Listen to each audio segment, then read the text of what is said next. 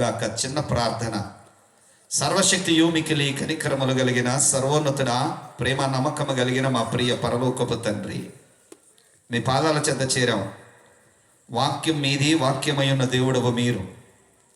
నా మాటలు వ్యర్థమని నేను ఎరుగుదును గనుక నన్ను మీ స్వాధీనమందుంచుకొని మాకు జీవమునిచ్చి నెమ్మదినిచ్చి మీ వెలుగుతో నింపగలిగినటువంటి మీ మాటలు మీ దాసుడనైనా నా నోట నుంచి వాక్యమైన దేవుడవు మీరు మాత్రమే మాట్లాడమని అడుగుతూ ఉన్నాను.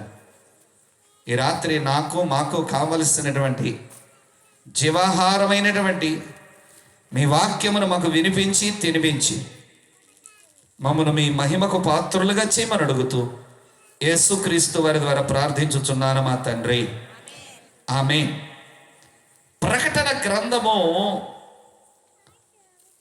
ఎంతమంది చదువుతారో నాకు తెలియదు, కానీ నాకు ప్రకటన గ్రంథం చదవడం అంటే చాలా ఇష్టం.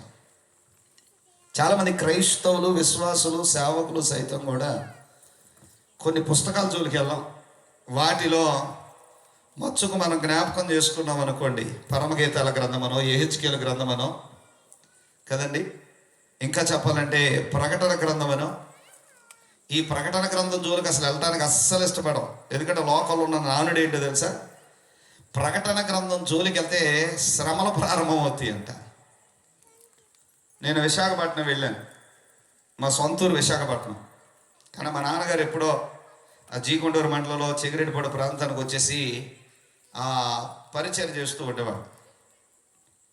నాకు ఇప్పుడు అలవాటు పోయింది. అప్పుడు బంగారపు చైన్ వేసుకున్నాడు, దానికి ఒక చిన్న లాకెట్ ఉండేది, దాని మీద సిలువ ఉండేది. నాకు ఇష్టం లేక చైన్ తీసేసాను.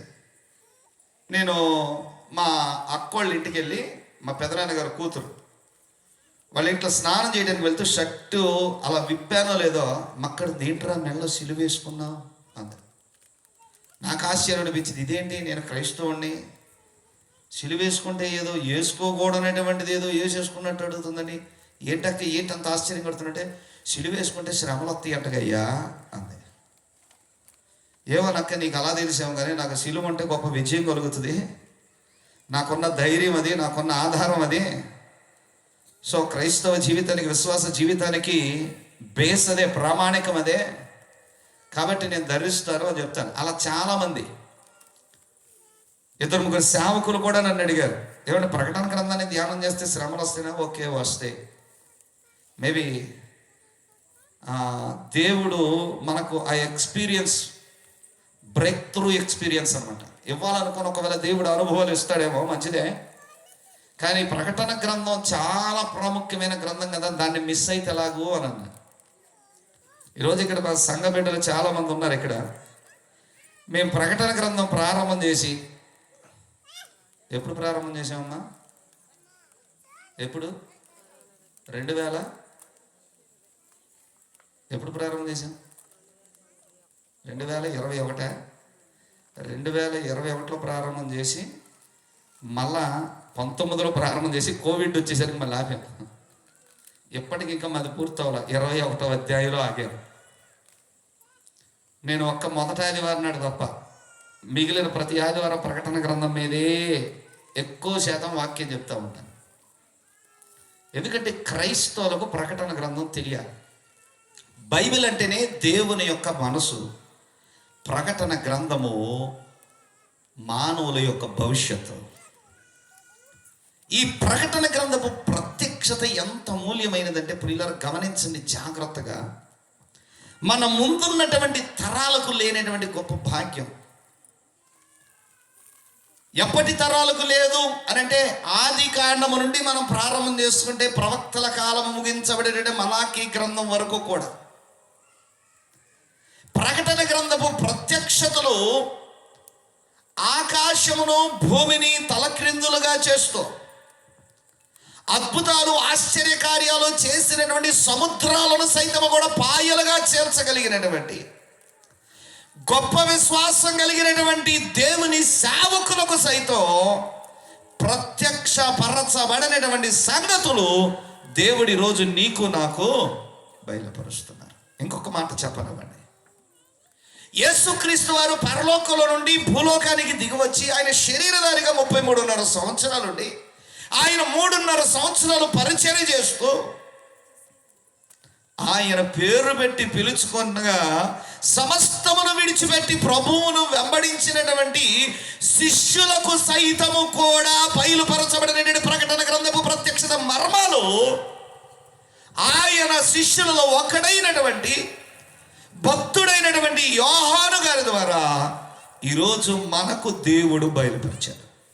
పౌలు భక్తుడు ఒక మాట అంటాడు, కొరింథీయులకు రాసినటువంటి మొదటి పత్రికలో మనం చదువుకుంటూ ఉంటే చాలా చక్కని మాట జ్ఞాపకం చేస్తూ అంటాడు కదా, ఇదిగో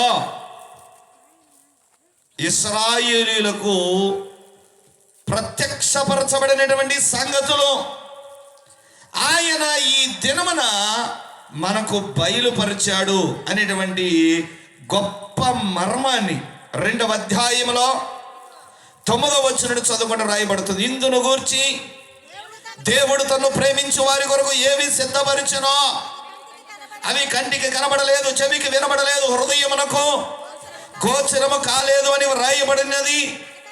మనకైతే దేవుడు వాటిని తన ఆత్మ వలన బయలుపరిచి ఉన్నాడు. ఆ ఆత్మ అన్నిటినీ దేవుని మర్మములను కూడా, దేవునికి స్తుతులు చెప్తాం. చేతులెత్తి దేవుని నామాన్ని స్తుతిద్దాం. హల్లెలూయా, హల్లెలూయా.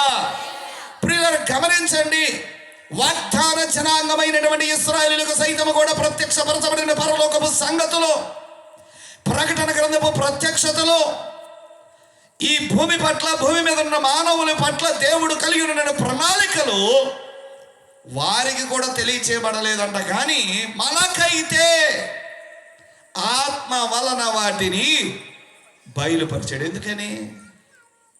ఎందుకు బయలుపరిచాడు? మనకు అంటే ఎవరిని గురించి మాట్లాడుతున్నాడంటే, జాగ్రత్తగా గమనించండి. ప్రభువైన యేసుక్రీస్తు వారి యొక్క పరిశుద్ధ రక్త ప్రోక్షణ అనుభవం చేత ఆయన వెలపెట్టి కన్నా సంఘానికి మాత్రమే.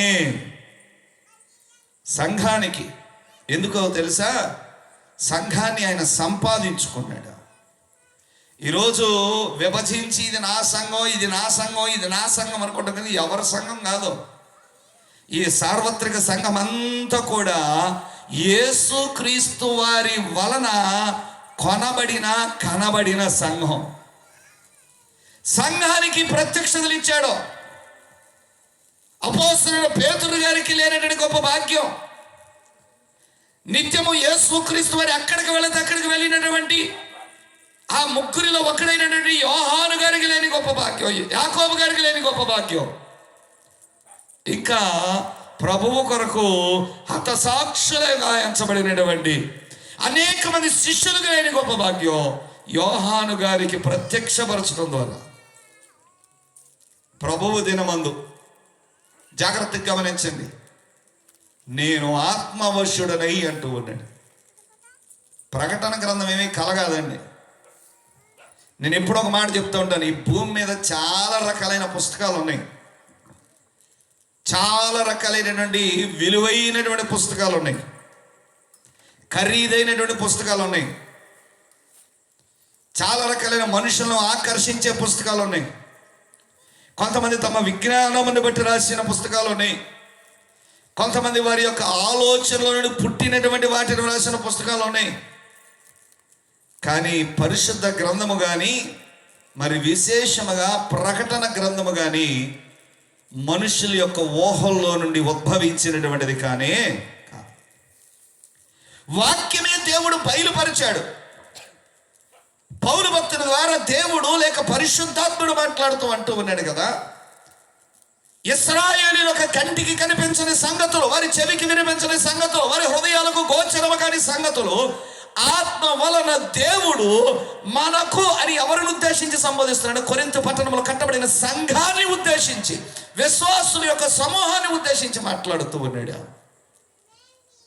ప్రియులారా, ఈరోజు ఆ ప్రకటన గ్రంథపు ప్రత్యక్షతలు తెలుసుకోనకుండా రక్షించబడిన నాట నుండి నేటి వరకు కూడా ఏ రీతిగా మన ఆత్మీయ జీవితాలు ముందుకు సాగిపోతూ ఉన్నా, నీ గురేంటో తెలియకుండా, నీ పైనమేంటో తెలియకుండా నీవు నీ భవిష్యత్తును గురించిన ప్రణాళిక తెలియకుండా కదా. చాలాసార్లు డిసెంబర్ నెల రావడంతో షాపింగ్లకు వెళ్ళినప్పుడు క్యాలెండర్లు ఇస్తూ ఉంటారు కదా. ఇంకా కొంతమందికి ఉండే అలవాట్లు ఏంటంటే మొదటి తారీఖు రావడంతోనే ఆ సంవత్సరం ఎలా ఉండబోతుందో తెలుసుకోవడం కోసం కొన్ని పుస్తకాలు ఉంటాయి. వాటిని గురించి నాకు అనవసరం, కానీ వాటిని సంపాదించుకోవడానికి ప్రయత్నం చేస్తాడు. కానీ బైబిల్ దేవుని యొక్క మనస్సైనటువంటి లేక మానవుల యొక్క మనుగడలో ప్రధానమైనటువంటి దేవుని యొక్క ప్రణాళికను తెలుసుకోవడానికి మాత్రం, దేవుని యొక్క వాక్యాన్ని చదవటానికి మాత్రం ప్రయత్నం చేయరు. నేను చాలా క్లుప్తంగా ప్రకటన గ్రంథం, ఎందుకంటే ప్రకటన గ్రంథంలో ఒక వచనం చెప్పడానికి మాకు కొన్ని వారాలు పడతా ఉంటుంది. అలాంటిది దీని గురించి క్లుప్తంగా చెప్పి మరలా అందులో అంశ భాగాన్ని క్లుప్తంగా చెప్పాలంటే నేను ఎంత కుదించుకుంటూ వెళితేనే తప్ప దీన్ని గురించి నేను వివరించడానికి లేక పరిశుద్ధాత్ముడు బయలుపరిచిన సంగతులు మీతో పంచుకోవడానికి అవకాశం లేదు. మొదటి అధ్యాయంలో ఈ సంఘటన ఎలా జరిగిందో గ్రంథకర్త అపోస్తుడైనటువంటి భక్తుడైనటువంటి యోహాను గారు, అది కూడా ఒక మర్మమే. యేసుక్రీస్తు వరకు 12 మంది శిష్యులు, 12లో ఒకడైనటువంటి అపోస్తుడు యోహాను గారికి మాత్రమే ప్రత్యక్షత గల కారణం ఏంటి? దేవుడు పక్షపాతకానే కాడు. ఎందుకో తెలుసా?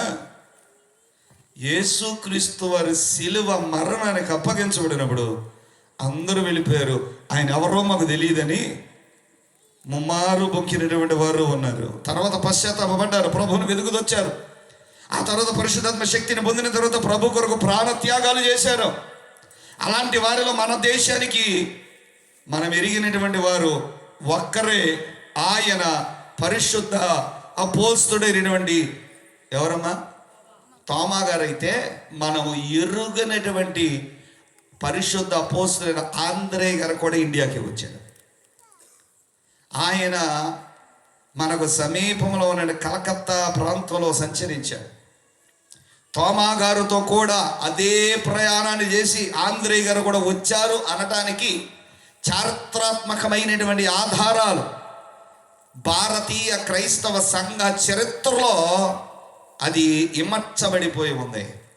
ప్రభు కోసం ప్రాణాలు అర్పించారు. కానీ యోహాను గారికి ఎందుకు ఇచ్చాడు అని అంటే, యేసుక్రీస్తు వారి సిలువలో వేలాడుతున్న సమయంలో కూడా ఆయన ఒక్కడే ప్రభు కోసం నిలబడ్డాడు. తన తల్లిని గురించి మాట్లాడతారు కానీ, అమ్మా ఇదిగో నీ కుమారుడు, ఇదిగో నీ తల్లి అని చెప్పడానికి ఏ స్థితిలో కూడా ప్రభువును విడిచిపెట్టడానికి ఇష్టపడలేదండి. అందుకే యోహాను గారికి ఆ ప్రభువు ఈ ప్రకటన గ్రంథపు ప్రత్యక్షతలను ఆయన చూపించాడు. నేను మరలా జ్ఞాపకం చేస్తున్నాను, ప్రకటన గ్రంథం అనేది దర్శనము కాదు. ఈ మాటను మనసులో పెట్టుకోవాలి. పరిశుద్ధ గ్రంథంలో చాలా రకాలైన దర్శనాలు ఉన్నాయి. అంతకుముందు నేను ప్రార్థించుచుండగా పరవశుడనైపోతిని అనేటువంటి పలికినటువంటి సాక్ష్యాలు పరిశుద్ధ గ్రంథంలో చాలా ఉన్నాయి. ఇతడు ఆత్మవశుడయ్యాడట, అంటే పరిశుద్ధాత్మకు వశపరచబడిపోయాడు. ఆయన శరీరం భూమి మీద ఉంది, కానీ ఆయన ఆత్మ పరలోకపు దర్శనాన్ని చూసింది. ప్రియులారా జాగ్రత్తగా గమనించండి. మొదటి అధ్యాయములో భూమి మీద పద్మాసు దీవిలో ఉన్నటువంటి అపోస్తలుడు యోహాను పరలోకములో ఉన్నటువంటి దేవుని యొక్క సింహాసనాన్ని, సింహాసనాసీనుడైనటువంటి దేవుని యొక్క ప్రత్యక్షతను పొందుకున్నాడు. భూమి మీద ఉండే పరలోకాన్ని చూశాడు. కానీ 2వ అధ్యాయంలోనికి వచ్చేసరికి, 3వ అధ్యాయంలోనికి వచ్చేసరికి పరలోకములో నుండి భూమిలోకములోనికి పంపబడినటువంటి ఆ దినములలో ఉన్నటువంటి 7 సంఘముల మధ్య సంచరించి ఆ సంఘపు పరిస్థితులను గురించి వివరించడానికి పంపబడినటువంటి ఆత్మలను చూస్తూ ఉన్నాడు. 4వ అధ్యాయంలోనికి వచ్చేసరికి పరలోకపు పిలుపును భూమి మీద ఉన్నటువంటి పద్మాసు దీవుల నుండి యోహాను వింటున్నాడు. ఇదిగో నువ్వు ఇక్కడికి ఎక్కిరా, ఇక్కడికి ఎక్కొస్తేనే కానీ ఇక్కడ సంగతులు నీకు అర్థం కావు అని. ఇంకా ఒక్కొక్క అధ్యాయాన్ని గురించి చెప్పుకుంటూ వెళ్ళాలి అని అంటే సమయం చాలదు. కానీ ఈ 2-3 అధ్యాయాలలో భూమి మీద అప్పటి దినములలో అంటే మొదటి శతాబ్ద కాలంలో ఉన్నటువంటి 7 సంఘముల మధ్య సంచరించి సాక్ష్యాన్ని పొందుతూ ఉన్నాడు. ఒక్కొక్క సంఘాన్ని గురించి మాట్లాడుతున్నాడు. ఎఫెసు సంఘాన్ని గురించి మాట్లాడాడు, స్మరణ సంఘాన్ని గురించి మాట్లాడాడు, థొయతైరా సంఘాన్ని గురించి మాట్లాడాడు, ఫిలదెల్ఫియా సంఘాన్ని గురించి మాట్లాడాడు. ఇలా ఒక్కొక్క సంఘాన్ని గురించి మాట్లాడుతూ జాగ్రత్తగా గమనించండి. ప్రతి సంఘముతో కూడా మాట్లాడి ముగింపులో అంటే ఆ పారాగ్రాఫ్ ఎండ్లో ఆయన జయించువానికి పరదైసులో ఉన్నటువంటి జీవవృక్ష ఫలములను నేను భుజింపనిత్తును. జయించువానికి రెండవ మరణం వల్ల ఏ హాని చెందదు. జయించువానికి పరలోకపు మన్నాను భుజింపనిత్తును. జయించువానిని పరలోకమందున దేవుని ఆలయంలో ఒక స్తంభముగా నిలిపెదను. జయించువానికి తెల్లని వస్త్రాలను ధరింపజేసేదను. ఇలా జయించువానికి అని ఒక్కొక్క సంఘాన్ని గురించి జ్ఞాపకం చేస్తూ ఇప్పుడు మనం చదువుకున్నటువంటి ఈ మాట వ్రాయబడినటువంటి లవదొకియా సంఘానికి చెప్తూ ఉన్నాడు. ఈ లవదొకియా అనేటువంటి పట్టణం చాలా ప్రాముఖ్యమైనటువంటి పట్టణం. ఎందుకొరకు అని అంటే ప్రియులారా గమనించండి, ఈ పట్టణము క్రీస్తుకు పూర్వం 253వ సంవత్సరంలో ఒక రాజుగారి చేత తనకు అతి ప్రియమైనటువంటి భార్య పేరు మీద కట్టబడినటువంటి పట్టణం. ఈయన కట్టడానికి గల కారణం ఏంటి అని ఆలోచన చేస్తే ఆయన భార్యకు గుర్తుగా, ఆయన భార్య మీద ఉన్న ప్రేమకు గుర్తుగా ఈ పట్టణాన్ని కట్టించి ఎప్పుడూ యేసుక్రీస్తు వారి భూమి మీదకి రాకమునుపు 200-300 సంవత్సరాలకు పూర్వం, ప్రత్యేకించి చెప్పాలంటే 253వ సంవత్సరంలో ఈ పట్టణాన్ని కట్టించాడు. ఈ పట్టణం తను కట్టడానికి గల ప్రాముఖ్యమైన కారణం 3 ప్రాముఖ్యమైన విషయాలు. ఒకటి, ప్రపంచమంతా ఈ పట్టణం వైపే చూడగలిగినట్లు తన ఆ పట్టణంలోనే సంపదంతా ఉండాలనుకున్నాడు. రెండవది, ప్రపంచమంతా కూడా తమనే అనుకరించాలి అన్నట్లు మేము మాత్రమే ఓ నూతనమైన వినూత్నమైనటువంటి వస్త్రాలను మేము తయారు చేయాలనుకున్నాడు. ప్రపంచమంతా మా వైపే కన్నులెత్తి చూడగలిగినట్లు ఆ దినములలో ఉన్నటువంటి భయంకరమైనటువంటి వ్యాధులలో కంటి సంబంధితమైనటువంటి వ్యాధులు కూడా చాలా భయంకరంగా ఉండేవి కనుక దానికి తగినటువంటి ఔషధాలు మా దగ్గర మాత్రమే, మా వైపే చూసి మా దగ్గరే పొందుకోవాలనుకున్నాడు. అందుకని ఆ పట్టణాన్ని చాలా సంపన్నమైనటువంటి పట్టణంగా కట్టించాడు. ప్రియులారా జాగ్రత్తగా జ్ఞాపకం చేసుకోండి. పట్టణం అయితే చాలా చక్కగా కట్టాడు, కానీ ఆ పట్టణంలో ఎక్కడ నీటి కోసం వెతికినా సరే ఆ నీరు వారికి ఎంత మాత్రం ప్రయోజనకరంగా ఉండేది కాదు. ఆ పట్టణానికి 10 మైళ్ళ దూరంలో ఒక నది ఉండేది. ఆ నది ఎంత భయంకరంగా ఉండేదంటే అది మనుషులకు ఎంత మాత్రం కూడా వాడబడడానికి అవకాశం లేనంత మురికి కలిగిన పట్టణంగా ఉండేది. అందుకని దాన్ని ఏం చేయడానికి ప్రారంభం చేశాడంటే దాన్ని ఫిల్టరైజ్ చేయడం కోసం, అంటే మనిషికి అవసరమయ్యే నీళ్లుగా అవి మార్చబడడం కోసం అక్కడ నుండి కొలసీ పట్టణము గుండా ఎఫెసును దాటి ఇదిగో ఈ పట్టణంలోనికి, లవదొకియా పట్టణంలోనికి నీళ్లు రావడానికి ఒక సిస్టమ్ని ఏర్పాటు చేశాడు. ఆ సిస్టమ్ ఏంటంటే ఆ నీళ్లు చాలా బాయిల్ అవేవి, చాలా మరుగుతూ ఉండేవి. ఈ పట్టణంలోనికి వచ్చేసరికి నీళ్లు వేడి తీవ్రత తగ్గుతూ ఉండేది. అందుకని దేవుడు ఈ పట్టణంలోకి వచ్చి మాట్లాడుతున్నాడు, ఇదిగో లవదొకియా పట్టణంలో కట్టబడినటువంటి సంగమా, ఇదిగో మీరు ఆత్మీయ పరిస్థితుల్లో, ఆత్మీయ జీవితంలో వెచ్చగానైనా లేరు, చల్లగానైనా లేరు, నులివెచ్చలుగా ఉన్నారు కనుక నా నోటి నుండి నేను మిమ్మను ఉమ్మి వేస్తాను. ఎందుకమాట అన్నాడు తెలుసా? వాళ్ళ అనుభవాలు వారికి జ్ఞాపకం చేస్తూ వచ్చాడు. దేవుని ప్రియ సంగమా, దేవుడు ఆయన మాట్లాడితే మనకు అర్థం కాదు. ఎందుకో తెలుసా? ఆయన స్టాండర్డ్ వేరండి, ఆయన స్టాండర్డ్ వేరు. అందుకని ఆయన మనకు అర్థం అవడం కోసం ఆయన మన స్టాండర్డ్లోనికి దిగి వచ్చి, అందుకనే యేసుక్రీస్తు వారు కూడా భూమి మీద ఉన్నటువంటి దినాలలో పరలోక సంబంధమైన సంగతులను అర్థం చేసుకోలేని పరిస్థితుల్లో ఆనాటి ప్రజలు ఉండుటను బట్టి ఆయన ఉపమానం లేకుండా ఏ బోధ కూడా చేసి ఉండేవారు కాదు. పైకి చూడమాకండి. ఎందుకు పైకి చూడొద్దన్నా? ఒకసారి దేవునికి స్తుతులు చూద్దామా? హల్లెలూయా, హల్లెలూయా. మీతో పాటు తడితే నేను తడుస్తాగా. నేను ఇబ్బంది తడిస్తే ఏం ఇబ్బంది లేదు కదా, చల్లగా ఉందంట అయ్యగారికి. కాసేపు అది పెట్టి బెడ చదివేస్తాడు వర్షం పడుతుందని. ఎందుకు? అవన్నీ పాడైపోతాయండి, లక్షల రూపాయలని. సరే, నేను కుదించి చాలా క్లుప్తంగా చెప్పడానికి ప్రయత్నం చేస్తాను. దేవుని ప్రియ సంగమం, ఇప్పుడు ఆ నీటి ఆ వేడి తీవ్రత తగ్గి ఈ పట్టణంలోకి వచ్చేసరికి ఈ నీళ్ళు ఎలా ఉండేవంటే నులివెచ్చగా ఉండేవి. అందుకనే వాటిని చల్లార్చుకోవాల్సిన పరిస్థితులు వచ్చేవి. అవి ఎచ్చగాను లేవు, చల్లగాను లేవు. వెళ్ళి ట్యాప్ ఓపెన్ చేసి నీళ్లు తాగుదాం అనుకున్నాడు, ఎలా ఉంటాయి? ఇప్పుడంటే అన్నీ కూడా సిస్టమ్ మారిపోయింది కదా. కానీ ఇదివరకు పొంతకొండలో ఉండేవి. ఎంతమంది తెలుసో తెలియదు కానీ నాకు తెలుసు. ఈ పొంతకొండలో నీళ్లు ఎవడన్నా చుట్టం వచ్చాడని చెప్పేసి దవదబాయి వెళ్ళి గ్లాస్తో తీసుకొచ్చి ఇస్తారా? ఈ రోజులంటే టక్కన ఏం చేస్తున్నారు, ఫ్రిడ్జ్ డోర్ ఓపెన్ చేస్తున్నారు, ఒక బాటిల్ తీసుకొచ్చి మంచినీళ్ళు తాగడా అని ఇచ్చేస్తున్నారు. ఆ రోజు కొండలు ఉండేవి, కొండలో నీళ్లు చల్లగా ఉండేవి. ఇప్పటికీ మా ఇంటి దగ్గర కొండ ఉంది. నేను ఎక్కువ కొండలో నీళ్లు తాగడానికి ఇష్టపడతా ఉంటా. ఎందుకు ఈ మాటలు జ్ఞాపకం చేస్తానంటే ఆ నీళ్లు మనిషి యొక్క దాహార్తిని తీర్చవు, అవి నోటికి రుచించవు. ఇప్పుడు ఈ నీళ్ళ పరిస్థితి అలాగే ఉంది. నీళ్ళైతే వారి పట్టణంలోనికి రావటానికి సంపాదించుకున్నారు, కానీ ఆ నీళ్లు కూడా వారికి తృప్తికరంగా లేవు, వారి దాహార్తిని తీర్చగలిగిన పరిస్థితులు లేవు. ఇప్పుడు దేవుడు అంటూ ఉన్నాడు, ఇదిగో సంఘాన్నైతే నేను స్థాపించాను.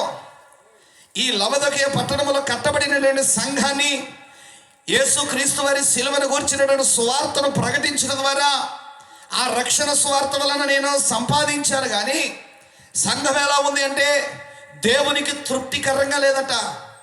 దేవుని యొక్క దాహార్తిని తీర్చలేనటువంటి స్థితిలో ఉంది. దేవుని యొక్క మనస్సును సంతోషింప చేయలేని స్థితిలో ఉంది. ఈరోజు విశ్వాసుల యొక్క విశ్వాస జీవితం, క్రైస్తవుల యొక్క క్రైస్తవ జీవితం దేవుడు కోరుకొనినటువంటి విధముగా లేకపోవటాన్ని బట్టి దేవుడు లవదొకయ పట్టణంలో కట్టబడినటువంటి సంఘాన్ని ఉద్దేశించి, మీరు వెచ్చగారు లేరు, నులివెచ్చగారు లేరు, కాసేపు దేవుని వాక్యాన్ని అనుసరిస్తూ ఉంటారు, మరి కాసేపు లోకాన్ని, లోక సంబంధమైనటువంటి ఆచార వ్యవహారాలను మీరు అనుసరిస్తున్నామని అంటూ ఉన్నారు. ప్రార్థనే దానిది అనుకుంటూ ఉన్నారు కదా. అలాంటి నిలువెచ్చనటువంటి స్థితిలో ఉంటే మీ వలన ప్రయోజనం లేదు కనుక ఆ సంఘముతో మాట్లాడుతూ ఆ సంఘము ద్వారా ఈ రోజు ఈ సంఘమైనటువంటి మనలను కూడా హెచ్చరిస్తూ అంటున్నాడు, నా నుండి మిమ్మును వేరు చేస్తాను. కారణం చెప్తాను, జ్ఞాపకం చేసుకోండి. ఆ తర్వాత ఒక్కొక్క వచనం మనం చదువుకుంటూ ఉంటే ఆ లవదొకయ సంఘానికి వచ్చి నీ క్రియలేంటో నాకు తెలుసు అని మాట్లాడుతూ అంటాడు కదా. నేను 3 ప్రాముఖ్యమైన విషయాలు చెప్పాను. ఆ 3 ప్రాముఖ్యమైన విషయాల కొరకే ఆ పట్టణం కట్టబడింది. కానీ ఆ పట్టణపు అనుభవం అంటున్నాడు, చదవమ్మా, నీవు దౌర్భాగ్యుడవు, దిక్కుమాలిన వాడవు, దరిద్రుడవు. ఎలాంటి సంగతులు అంట? గుడ్డివాడవును, దిగంబరుడు వరి ఉన్నావు. ఎలాంటి పట్టణం అది? ప్రసిద్ధిగాంచిన పట్టణం. ప్రపంచమంతా ఆ పట్టణం వైపే చూడాలని నిర్మితమైనటువంటి ఆ పట్టణపు ప్రజల యొక్క పరిస్థితులలో ఉన్నాయి. నీవు దరిద్రుడవు. ఏముంది అక్కడ తెలుసా? మొట్టమొదట బ్యాంకింగ్ సిస్టమ్ ప్రారంభమైంది లవదొకయ పట్టణంలో. బ్యాంకింగ్ సిస్టమ్ తీసుకొచ్చి దాచుకునే సిస్టమ్.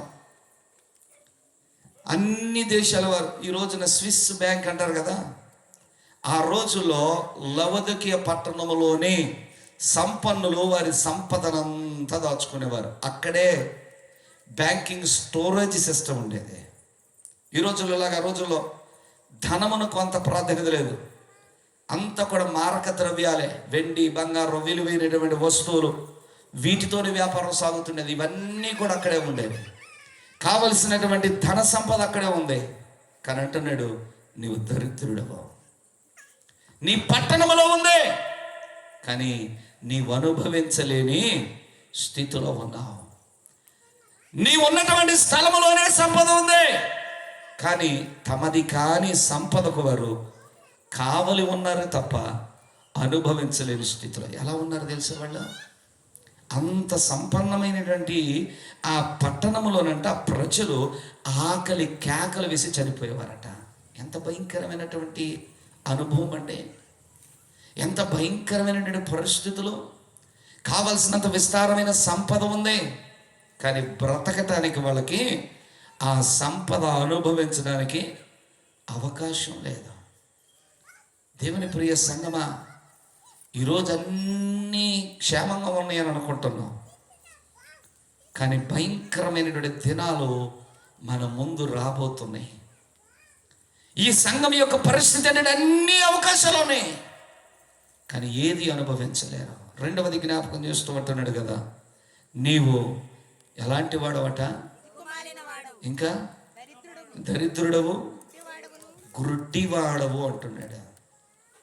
ప్రపంచమంతా కూడా అక్కడే ఒక మెడిసిన్ తయారయ్యేది, దాన్ని జెల్ అని పిలిచేవాడు.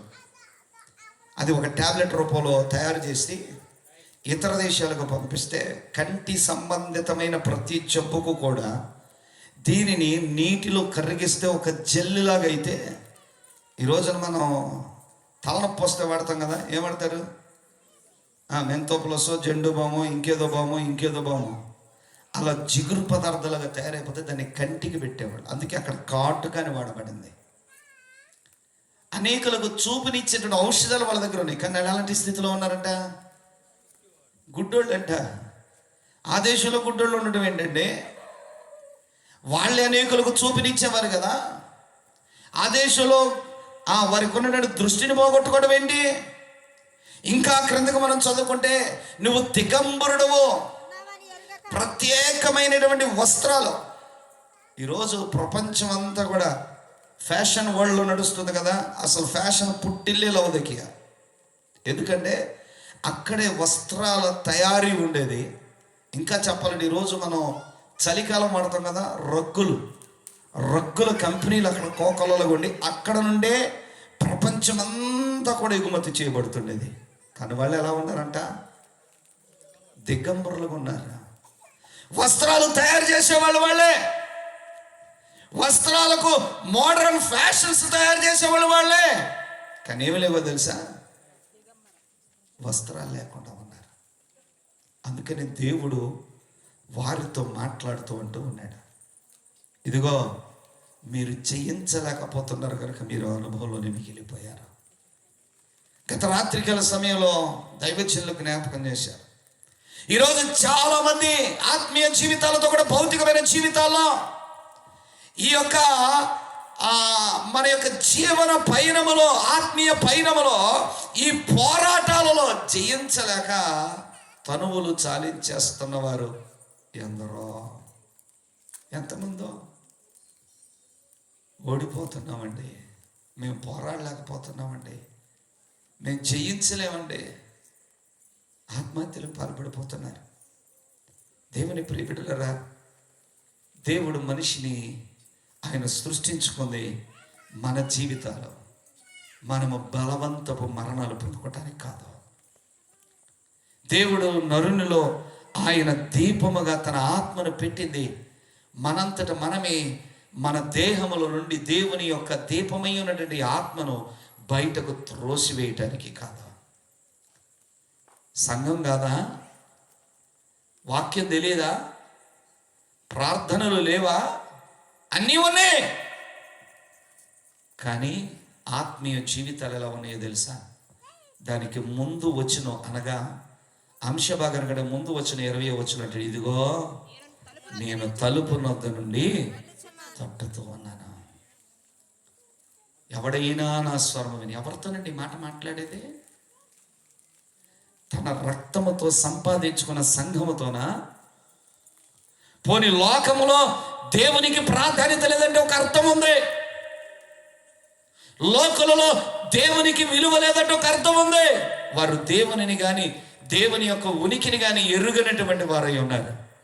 కానీ ఈరోజు నీవు నేను దేవుని పిల్లలమై ఉండి యేసుక్రీస్తు యొక్క అమూల్యమైన రక్తము చేత కొనబడిన అనుభవాలు కలిగి ఉండి వాక్యమును వినటి వలన విశ్వాసమును పొందుకొని మారు మనసు అనుభవం చేత పాప క్షమాపణ నిమిత్తమే బాప్తిస్మము పొంది క్రీస్తు శరీరంలో వెలుగా సంఘములో చేర్చబడి ఉండి ఈరోజు దేవునిని ఇంకా వెలుపటనే, దేవునిని ఇంకా బయటే. ప్రియులారా గమనించండి. అందుకే అందుకని అలాంటి ఓడిపోయినటువంటి అనుభవంలో ఉన్న వారితో కూడా దేవుడు మాట్లాడుతూ ఉన్నాడు. యెహెజ్కేలు గ్రంథంలో 36వ అధ్యాయంలో మనం జ్ఞాపకం చేసుకుంటే, పరిశుద్ధ గ్రంథంలో నుండి భక్తుడైనటువంటి ప్రవక్త అయినటువంటి యెహెజ్కేలు గారి ద్వారా ప్రవచింపబడినటువంటి వాక్య భాగం యెహెజ్కేలు గ్రంథం 36వ అధ్యాయంలోనికి రండి. 36వ అధ్యాయంలో ఒకే ఒక వచ్చిన నేను జ్ఞాపకం చేయాలని ఆశపడుతూ ఉన్నాను. 36వ అధ్యాయంలో మనం జ్ఞాపకం చేసుకున్నప్పుడు ఆయన సెలవిచ్చుతున్నటువంటి మాట ఏమిటో తెలుసా? నేను మరలా తిరిగి మిమ్మును కడతాను. 9వ వచనం చదువుకుంటే, నేను మీ పక్షమునున్నాను, నేను మీ తట్టు తిరగగా మీరు దున్నబడి విత్తబడుదురు, మీ మీద మానవ జాతిని అనగా ఇశ్రాయేలులందరిని విస్తరింపజేసేదను, నా పట్టణములకు నివాసులు వతురు, పాడైపోయిన పట్టణములు మరలా కట్టబడును.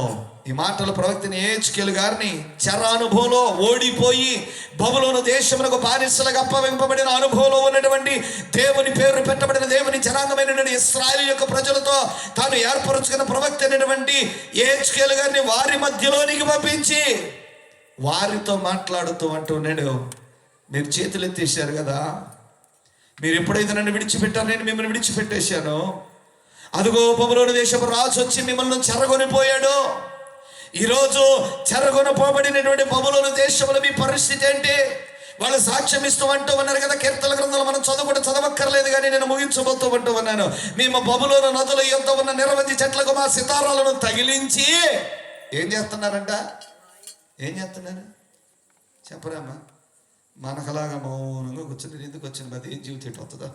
ఆయన తిప్పులు ఆయన పెడతాడు, మన తిప్పులు మనం పెడతాం. తొందరగా వదిలిపెడితే దేవునికి స్తోత్రం, నాకు ఆత్రం వెళ్ళిపోదాం అనుకున్నట్టు ఉన్నారా?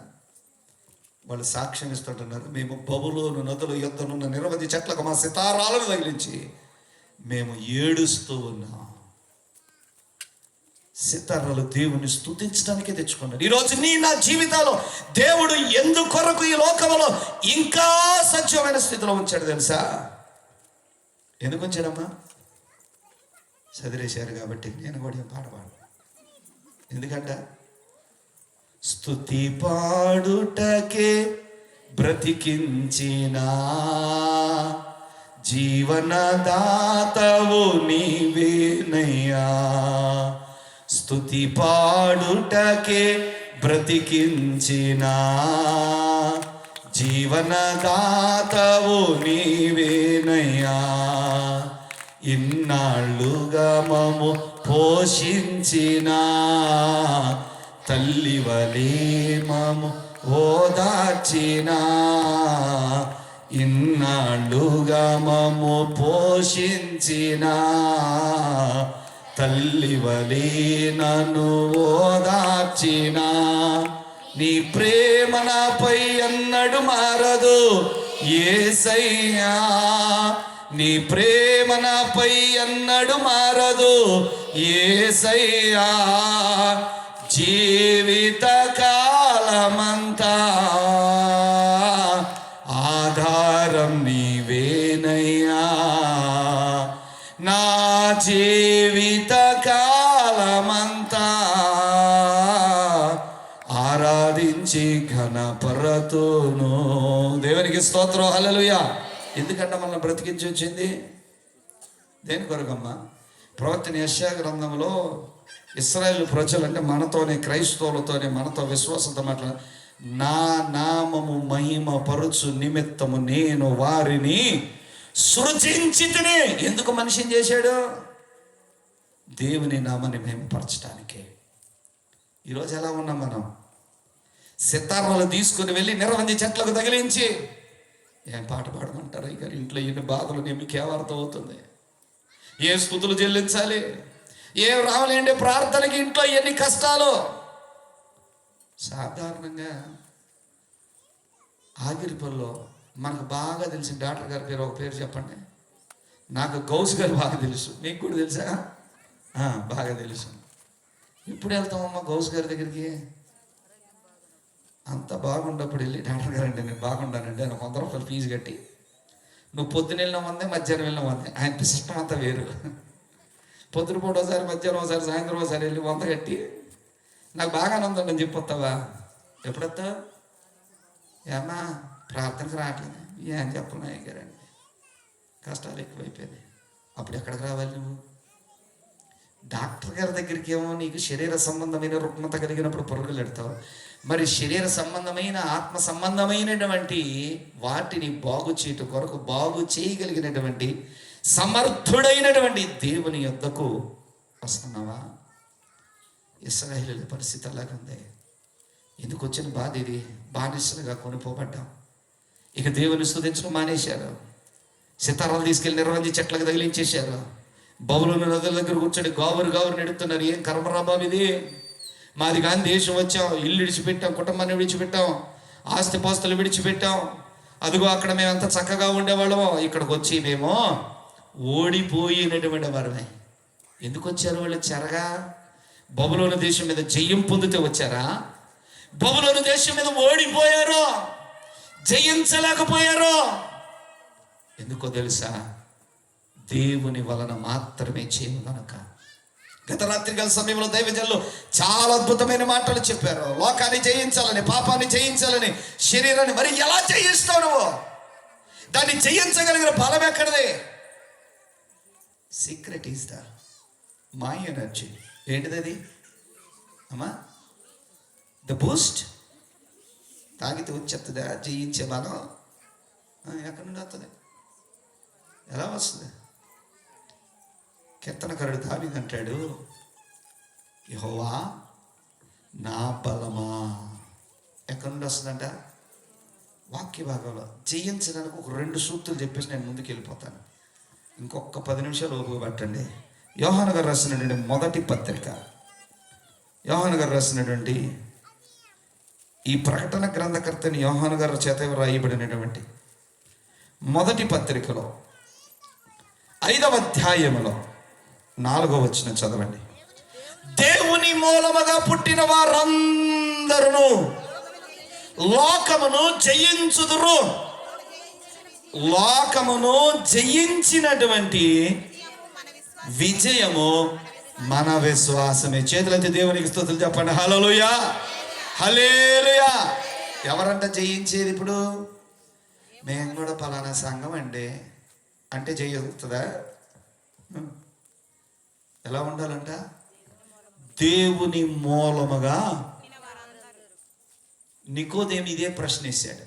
యేసుక్రీస్తు వారు చెప్తే, అబ్బాయి చిన్నప్పటి నుండి ధర్మశాస్త్రం క్షుణ్ణంగా పఠించాం. ఎందుకంటే యూదులకున్న వాడుక చొప్పున 12 సంవత్సరాలు వచ్చేసరికి ధర్మశాస్త్రం క్షుణ్ణంగా వచ్చేయాలి. 2019లో నేను ఇజ్రాయెల్ దేశానికి వెళ్ళాను. ఇజ్రాయెల్ దేశంలో యెరూషలేము ప్రాంతానికి వెళ్ళినప్పుడు అక్కడ చాలా చిన్నపిల్లలు తోరా అనబడిన ధర్మశాస్త్రాన్ని చదువుతూ ఉన్నారు. అక్కడ నుండి మేము హెబ్రోను ప్రాంతానికి వెళ్ళాం. హెబ్రోను ప్రాంతంలో మేము వెళ్ళిన చోట ఒక ఫంక్షన్ జరుగుతూ ఉంది. అబ్బో చాలా మంచి డెకరేషన్స్ పెట్టారు, మంచి ఆహార పదార్థాలు. సో మేము కూడా వెళ్ళాం కనుక వాళ్ళు ఇండియన్స్ కూడా గెస్ట్లుగా వచ్చారు, వాళ్ళని కూడా పిలవండి అన్నారు. మంచి డ్రింక్ ఇచ్చారు, మంచి ఏదో తినబండరాలు ఇచ్చారు. వాటి పేర్లు ఏం చెప్పను, అవి నాకు కూడా తెలియదు. ఆకులు ఇచ్చారో, అలవలు ఇచ్చారో, తీగొన్నాయో, పొలగొన్నాయో, వగరున్నాయో, నవ్వులు అవతల పడేసాం కడుపు నింపుకోవాలి కనుక. ఇంతకీ ఫంక్షన్ ఏంటి అని అడిగా. మా పక్కన ఉన్నటువంటి ఒక యూతుడిని అడిగాను, ఏం ఫంక్షన్ బ్రదర్ ఇది? ఎందుకు మీరు ఎంత గంభీరంగా చేస్తున్నారు అని అంటే ఆయన చెప్పాడు, మా పిల్లోడు ధర్మశాస్త్రాన్ని పూర్తి చేశాడు. వాళ్ళ యొక్క వాడుక చొప్పున ముందు రోజు వాళ్ళ యొక్క యాజకులు అక్కడ కూర్చుంటారు. వాళ్ళు ప్రశ్నలు వేస్తారు, వాడన్నిటికీ సమాధానం చెప్పాలి. అప్పుడు వీడికి ధర్మశాస్త్రం వచ్చని వాళ్ళు నిర్ధారిస్తారు. ఆ 12వ సంవత్సరం వచ్చరికి మనం ఏం చేస్తాం? 11వ సంవత్సరం వచ్చిందా, 13వ సంవత్సరం వచ్చిందా, నూతన వస్త్ర బహుకరణ. ఇచ్చేవాడికి ఎందుకు ఇస్తున్నాడు తెలీదు, పుచ్చుకునేవాడికి ఎందుకు పుచ్చుకుంటున్నాడు. అడిగామనుకోండి, 11వ సంవత్సరం వచ్చింది కదండి అందుకనే 13వ సంవత్సరం వచ్చిందని. వాళ్ళు అలా కాదు, 12 సంవత్సరాలు వచ్చారు. నికోదేము ధర్మశాస్త్ర ఉపదేశకుడు, బోధించేవాడు. యేసుప్రభు దగ్గరకు వచ్చినప్పుడు రాత్రికాల సమయంలో ప్రభు అన్నాడు, ఒకడు క్రొత్తగా ఎలా మళ్ళా జన్మిస్తానే, మళ్ళా ఎలా నా తల్లి గర్భంలో నేను ప్రవేశిస్తాను? అప్పుడు ప్రభు చెప్పాడు, ఒకడు నీటి మూలముగాను ఆత్మ మూలముగాను. ఈరోజు ఇక్కడ కూర్చున్న వారిలో చాలా మందికి నాతో సైతం నీటి మూలమైన జననపు అనుభవం కలిగి ఉండొచ్చేమో. What about the spiritual birth?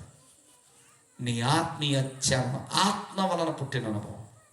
అందుకని దేవుని వాక్యం చెప్పింది తెలుసా, దేవుని మూలముగా పుట్టిన వారందరూ లోకాన్ని జయిస్తారట. ఎందుకో తెలుసా? వారు విశ్వాసమును కలిగి ఉన్నారు.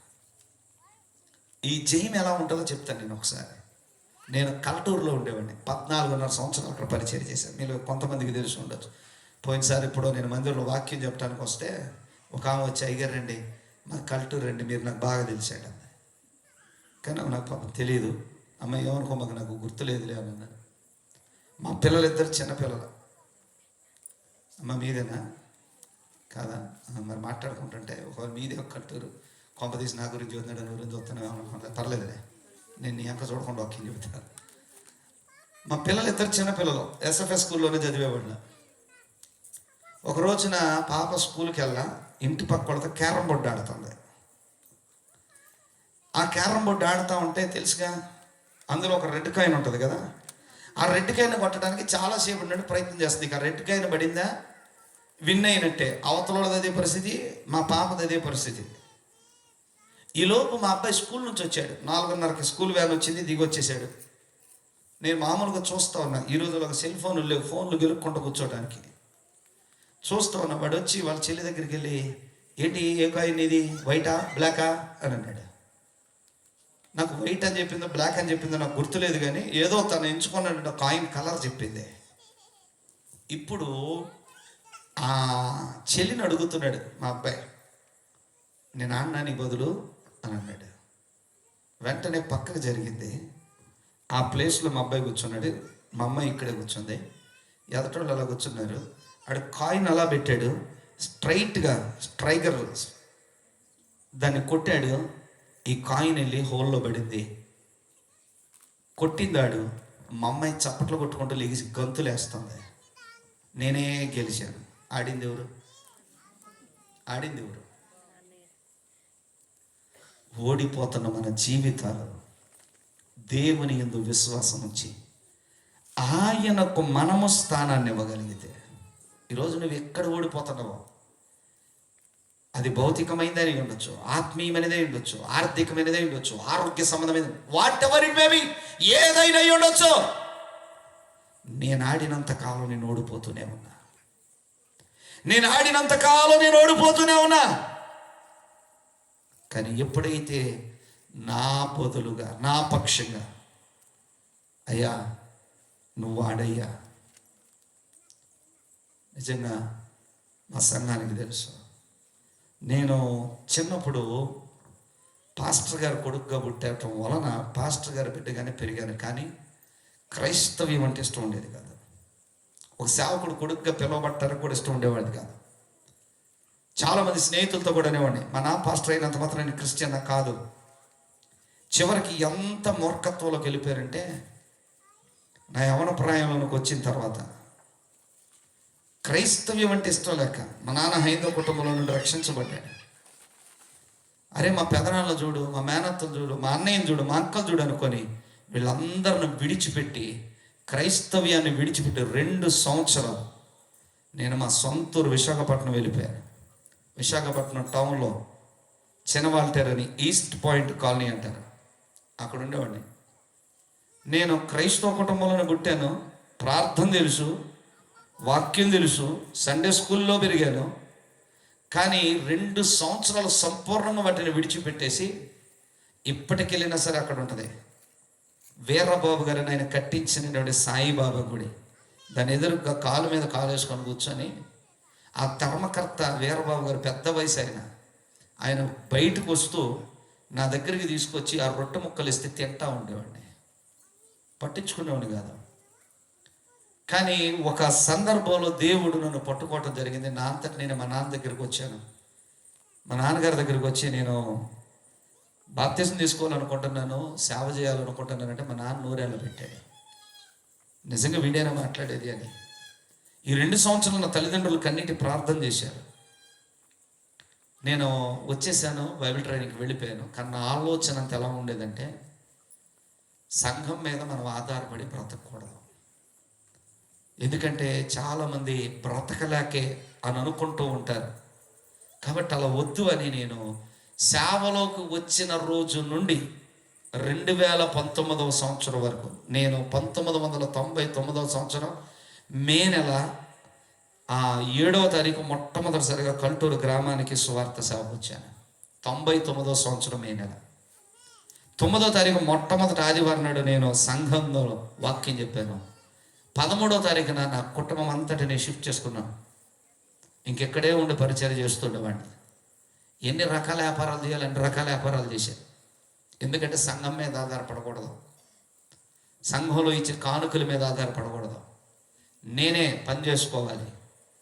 చేపల చెరువులు లీజుకు తీసుకున్నా, కొబ్బరి తోటలు లీజుకు తీసుకున్నా, మోటార్ సైకిల్ వ్యాపారం చేశా, కార్లు వ్యాపారం చేశా. చాలామందికి సేవకులకు కూడా తెలుసు. 2019లో దేవుడు మాట్లాడటం మొదలుపెట్టాడు. వద్దు వ్యాపారం వద్దు, వ్యాపారాన్ని విడిచిపెట్టు. నా భార్యకి చెప్పా, ఎందుకో దేవుడు వ్యాపారం అనేమంటున్నాడు అని కూడా చెప్పలేదు, కానీ వ్యాపారం మానేద్దాం అనుకుంటే నేను చెప్పాను. మా అబ్బాయి MBBS 3వ సంవత్సరం చదువుతున్నాడు.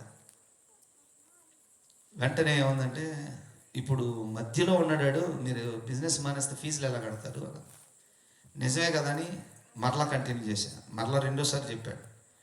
దేవుడు మానేయమంటున్నాడని మాత్రం చెప్పట్లేదు, కానీ వ్యాపారం మానేద్దాం అనుకున్నానని చెప్పాను. Same reply. 3వ సారి గోమ మీద పెట్టి కొట్టాడు. మొత్తం వ్యాపారంలో మా సంఘానికి తెలుసు. రేపేంటో నాకు అర్థం కావట్లేక, అసలు భవిష్యత్తు ఏంటో తెలియట్లా. వాట్ నెక్స్ట్ అంటే, నేను ఆ రోజు ఇంకా నా పరిస్థితి ఎలా ఉందంటే, ఒకవేళ దేవుడే కనుక నా జీవితంలో కనుక లేకపోతే సూసైడ్ చేసుకోవాల్సిన పరిస్థితి. నేను నమ్మినటువంటి వారు నన్ను మోసం చేసి కొన్ని లక్షలకు ముంచేశారు. మొట్టమొదటిసారిగా నేను భారతదేశం నుండి ఇజ్రాయెల్ దేశానికి వెళ్ళి, ఇజ్రాయెల్ దేశం ఐగుప్తు దేశానికి వెళ్ళాను. కైరోలో ఉన్నాను. అది అక్టోబర్ నెల, నాకు బాగా గుర్తు. 15వ తారీఖు అర్ధరాత్రి 12 గంటలకు మోకరించా. నా ప్రార్థన ఒకటే, ఏంటో తెలుసా? దేవ, మరలా తిరిగి నేను భారతదేశం వెళ్ళకూడదు, రావిచర్లు వెళ్ళకూడదు, నన్ను ఇక్కడే తీసేసుకో. ఇదే ప్రార్థన లిటరల్గా చేశాను. దేవుని సన్నిధిలో ఉండి చెప్తాను. ఆ ప్రార్థన చేయడానికి గల కారణం ఏంటంటే, నేను ఫ్లైట్ దిగి బయటకు వచ్చే టైంలో, అప్పుడు దాకా నా చేతిలో ఉంది నా బోర్డింగ్ పాస్, కానీ నేను చదవాల. ఎందుకో ఆ బయటకు వచ్చేటప్పుడు బోర్డింగ్ పాస్ వీసా ఇచ్చి నేను వచ్చి చూసేటప్పుడు టికెట్ తిరగేసి ఉంది, బోర్డింగ్ పాస్ తిరగేసి ఉంది. అక్కడ పక్కన రాసింది, విదేశీ పర్యటనకి ఇన్సూరెన్స్ చేయబడింది. ఇక్కడ చనిపోతే 50 లక్షలు వస్తాయి, 50 లక్షలు ఇన్సూరెన్స్ వస్తుంది. ఈ దేశంలో చనిపోతే పిల్లలు చదువు అయిపోద్ది, నన్ను తీసేసుకున్నా పర్లేదు ప్రభు, వాళ్ళు సెటిల్ అయిపోతారు. ఇదే ప్రార్థన చేశా. మీరు నమ్ముతారా? తెల్లవారుజామున ఎప్పటి వరకు మోకరించేది తెలీదు. ఈరోజు మీలో చాలామందికి జ్యోతిరాజయ్య గారు తెలుసు కదా, వాళ్ళ అన్నయ్య పరంజ్యోతి గారు. ఆయన నేను హోటల్ రూమ్లో పక్క పెట్టలే, ఎప్పుడు నిద్రపోయానో నాకు తెలియదు. మోకరించి ఉన్నా, మంచం మీద అలా వాలిపోయి ఉన్నాను ఆ బెడ్ మీద. నాకు అక్కడ ఒక స్వరం వినబడుతుంది, నీకు బెతెస్తా అనుభవిస్తాను అని. 3 సార్లు విన్నాను. తుల్లిపడి లేచాను, ఎవరు లేరు. లేచి మంచం మీద కూర్చున్నా, వాటర్ బాటిల్ వాటర్ తాగా. బెతెస్తా అనుభవం ఏంటి అని ఆలోచన చేస్తా వచ్చాను. బెతెస్తా దగ్గరకు వచ్చిన ప్రతివాడు, కుంటోడవని, గుడ్డోడవని, మోగోడవని, చెవిటోడవని, నత్తోడవని, పక్షివైకలుడు ఎవడైనా సరే, ఆ బెతెస్తా కోనేటి నీటిని తాకిన వాడు ఏమయ్యాడు? అనుభవాలు మార్చుకున్నాడు. సో నాకు అర్థమైంది, దేవుడు నా అనుభవాన్ని మార్చబోతున్నాడు. కానీ ఎక్కడో ఒక మనిషిని కాబట్టి చాలా నిరాశలోనే ఉన్నాను. ఎలా జరిగిందో తెలియదు ఆ ట్రిప్ నాకు. నేను ఇంటికి వచ్చేసాను. మీరు నమ్ముతారా? సంఘంలో కూడా 6 రోజుల నుండి ఈ రోజుకి నేను కారు వ్యాపారం అయితే చేయటం లేదు. కానీ దేవుడు, నేను వ్యాపారం చేసినప్పుడు సంపాదించుకున్న వాటిని, నేను వ్యాపారం మానేసిన తర్వాత, మా అబ్బాయిది పూర్తి అవటం కాదు, మా అమ్మాయి అమెరికాలో ఎంఎస్ చేసింది, ఇప్పుడు అమెరికాలో ఉంది. ఎందుకు ఈ మాట జ్ఞాపకం చేస్తున్నాను తెలుసా? దేవుని యందు మనము విశ్వాసం, చాలాసార్లు మనం దేవుని యందు విశ్వాసం ఉంచలేం. దేవుడి కార్యం చేస్తాడు, అందుకనే మనం మన ప్రయత్నాలు ప్రారంభం చేస్తాం. దావీదు యుద్ధం యెహోవాదే అని చెప్పిన తర్వాత, యుద్ధం యెహోవాదేనే కానీ నేను చేస్తాను ప్రభు అని అనలేదు. ఆయన యందు విశ్వాసం ఉంచి ఆయన చేతికి నీవు అప్పగించుకోగలిగితే, అందుకనే కీర్తనకారుడు కూడా ఒక మాట అంటాడు. మొదటి ట్రిక్ చెప్పేశాను కదా, ఆయన యందు విశ్వాసం, ఆయన మూలముగా పుట్టి ఆయన యందు విశ్వాసం ఉంచితే ఆయన విజయాన్ని కలుగజేస్తాడు. రెండవది జ్ఞాపకం చేస్తున్నాను, కీర్తన గ్రంథంలో 44వ కీర్తన 3వ చరణం చదువుతుండే, వారు తమ ఖడ్గము చేత దేశమును స్వాధీనపరచుకోలేదు, వారి బాహు వారికి జయమే లేదు. నీవు వారిని కటాక్షించితివి గనుక, నీ దక్షిణ హస్తమే, నీ బాహువే, నీ ముఖ కాంతియే వారికి విజయము. చేతులెత్తి దేవునికి స్తుతులు చెప్తాం. హల్లెలూయా. ఎక్కడికి వెళ్ళి కూర్చున్నారు చెప్పండి? వెలుతురు కావాలంటే లైట్ ఉన్న చోటకి నేను రావాలా? చీకట్లోకి వెళ్ళిన వెలుతురు వస్తుందా? చెప్పడమ్మా, ఎక్కడికి రావాలి? వెలుతురు ఉన్న చోటకి రావాలి నేను. వెలుగై ఉన్న దేవుని దగ్గరకు వస్తేనే ఆయన ముఖ కాంతిని మీద ప్రకాశింపచేయబడితే జయించడానికి కత్తులు కటారాలు అక్కర్లేదంట. ఆయన బాహువు, ఆయనే మనల్ని కటాక్షించి మనకు జయాన్ని. ఈరోజు నువ్వే స్థితిలో బలహీనంగా ఉండి భయపడుతున్నావు నాకు తెలియదు. నీకున్న ఆందోళన ఏంటో, నీ హృదయాన్ని కలవర పెడుతున్న అనుభవం ఏంటో తెలియదు. అక్కడ సంఘానికి ఆత్మీయ అనుభవాన్ని నేర్పిస్తున్నాడు. ఈరోజు మనకు కూడా నేర్పిస్తూ ఉన్నాడు. అవునండి, నేను ఎప్పటి నుండో బాప్తిసం తీసుకోవాలనుకుంటున్నా, కానీ తీసుకోలేకపోతున్నా. నేను ఆరాధనకు రావాలనుకుంటున్నా, రాలేకపోతున్నా. ప్రార్థన చేద్దాం చేయలేకపోతున్నా. ఉపవాసం ఉండలేకపోతున్నా. వాక్యం చదవలేకపోతున్నా. స్పిరిచువల్ ఫెయిలియర్స్, ఆత్మీయమైన అపచయాలు. ఇంకా భౌతికమైన విజ్ఞాని చెప్పుకోవచ్చు. ఏదో అనుకుంటున్నాను, ఏదో జరిగిపోతుంది. దేవుని ప్రియ సంఘమా, దేవుని చేతికి అప్పగించి చూసావా? దేవుని దగ్గరకు వచ్చి చూసావా? ఎందుకు లవదొకియ సంఘం ధన సంపద కలిగినటువంటి చోట దరిద్రమైన స్థితిని అనుభవించింది. లోకమంతటికి కనుదృష్టిని కలిగించిన చోట గుడ్డితనముతో బ్రతికింది. అనేకులకు వస్త్రాలను సమకూర్చిన చోట దిగంబరిగా బ్రతికింది. బైబిల్లో చాలా మాటలు ఉన్నాయి. ఒక చోట రాయబడుతుంటది, వారు మలిన వస్త్రములు కలిగారంట. దేవుడు వారికి ఇచ్చినటువంటి రక్షణను వారి చేతులను వారు పాడు చేసుకున్నారు. అందుకని హెచ్కేల గ్రంథములో ఓడిపోయిన అనుభవం ఉన్న వారి దగ్గరకు వచ్చి ప్రవక్త అయినటువంటి హెచ్కేలను పంపించి, దేవుడు నేను తిరిగి మరలా మిమ్మలను కడతాను, తిరిగి మరలా కడతా మిమ్మల్ని. నువ్వు పడిపోయి ఉన్నవా, లేపి నేను పెడతా. కృంగిపోయావా, నేను ధైర్యపరిచేది నేను. భయపడుతున్నావా, ఇదిగో నేనున్నాను అని ధైర్యపరిచేది నేను. కన్నీటితో ఉన్నావా, ప్రవక్త యెషయా గారు అంటున్నాడు కదా, సియోనులో దుఃఖించు వారికి ఏమిస్తాడట? ఉల్లాసపు అనుభవం. వారు మరలా బబులోనులతో యుద్ధం చేయాల. దానియేలు మోకరించి ప్రార్థన చేశాడు.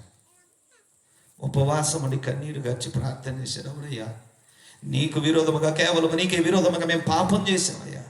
మా పితరులు నీకు విరోధంగా జీవించారయ్యా. మేము కూడా నీ యొక్క మాటకు వినకుండా మేము పెడచెవిన పెట్టాం. క్షమించి కనికరించండి. దేవుడు కనికరిస్తే కాలిపోయిన పట్టణాలు బాగు చేయబడినాయి, కూలిపోయిన మందిరాలు కట్టబడినాయి, చెరకొనబోబడినటువంటి వారు తిరిగి మరలా తమ స్వదేశానికి తిరిగి, దేవుడు అన్నాడు, ఎండిపోయిన నీ అనుభవాన్ని నేను మరలా చిగురింప చేస్తాను. దేవుని ప్రియ సంగమా, ఎప్పుడైతే దేవునికి మన జీవితాలు ప్రాధాన్యతనిస్తామో, ఈ సంఘములో దైవత్వపు అనుభవం లేదంట, లోకపు అనుభవాలు ఎక్కువ. ఎంత విడ్డూరమో చెప్పమంటారా? మన జిల్లాలోనే ఒక ఊరిలో, ఆ ఇంట్లో ఎవరింట్లో పెళ్ళన్నా జరగని, ఇంటితో పాటు గుడికి కూడా తోరణ పాకులు కడతారంట. అసలు ఎందుకు కడతారమ్మా? ఎవరు సమాధానం చెప్తారు? ఓ ఇంటికి పునాదరా ఏమంటే 5 రండి 5 రాళ్ళు తీసిరండి. 5 ఎందుకు రావాలో చెప్పడం, 5 రాళ్ళు ఎందుకు వేయాలో చెప్పడం. ఎన్ని రకాలు తెలీదు. ఇవన్నీ కూడా సంఘంలో చొరబడినటువంటి లోక సంబంధమైన ఆచారం. నేను ఇంకా విచిత్రం చెప్తాను. హైదరాబాద్లో ఒక ఇంటికి ఎవరో మా చుట్టాలు తీసుకెళ్ళి ప్రార్థన చేయండి, ఈ మధ్య బాప్తీసం తీసుకున్నట్టు దేవుడు బహుగా ఆశీర్వదించాడంటే ప్రార్థన చేసి, అబ్బో విన్న సాక్ష్యాన్ని బట్టి ప్రభా నీ ఆత్మాభిషేకం తెచ్చి నీ ఆశీర్వదించి అభివృద్ధి చేతి పనులు దీవించి అది ఇచ్చి అన్ని ప్రార్థన చేసి ఇక వెళ్ళిపోతూ బయటకు వచ్చి షూ వేసుకుంటా ఇలా చూసారు పైన గుమ్మడికాయ, దాని పక్కన ఒక ముళ్ళకంప తిరగేసి. నేను ఒక మాట చెప్తాను వినండి, వీటిని అనుసరించే వారు నేను విమర్శించడం కోపగించుకోవద్దు, కానీ క్రైస్తవులకు మాత్రం అది ప్రామాణికం కాదు. దేవుని వాక్యం బైబిల్లో చెప్పలేదుగా, మన బేస్ ఇది, మన ప్రామాణికం ఇది.